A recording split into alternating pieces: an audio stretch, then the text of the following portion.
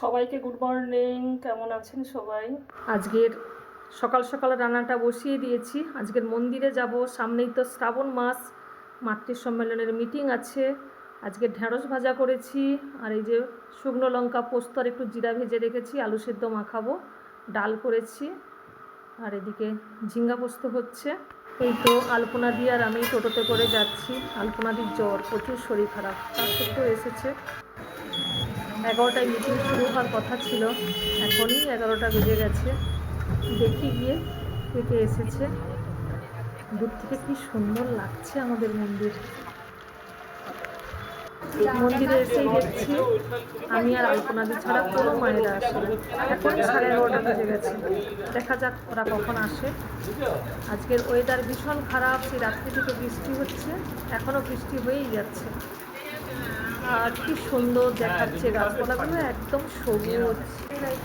এক এক করে এই যে মায়েরা ঢুকছে। এখন 12টা বেজে গেছে, দেখা যাক সবাই এসে কখন পৌঁছায়। অঞ্জনা দি মলয়াদি ঢুকছে। মিটিং শুরু হওয়ার কথা 11টা, এখনই 12টা বেজে গেছে। সামনে তো শ্রাবণ মাস, আর এক সপ্তাহ পরে মাতৃ সম্মেলন শুরু হবে। সব যোজনা থেকে আমরা সব মায়েরা এসেছি,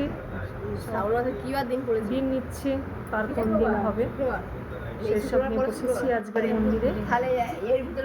আমাদের ঋত্বিক দাদা, উমাদা সবার জন্য প্রসাদ নিয়ে আসছে।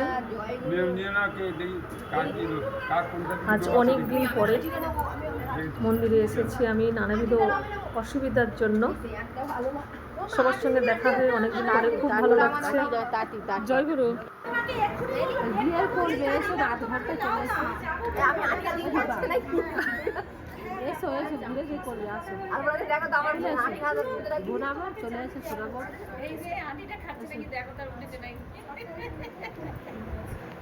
যে পারি সেটা নেবে।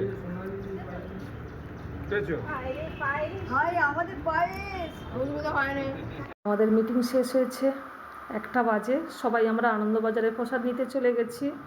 বাড়িতে রান্না করে রেখে এসেছি, জানি ফিরে খাবো, কিন্তু এখানে সবার আবদারে প্রসাদ নিতে গেছি। আজকের অনেক কিছু মেনু হয়েছে। আজকে দুপুরে কুমড়োর তরকারি হয়েছে, ডাল হয়েছে, পনির হয়েছে, আমের চাটনি, তারপর ঠাকুরভোগের প্রসাদ ছিল, পায়েস ছিল।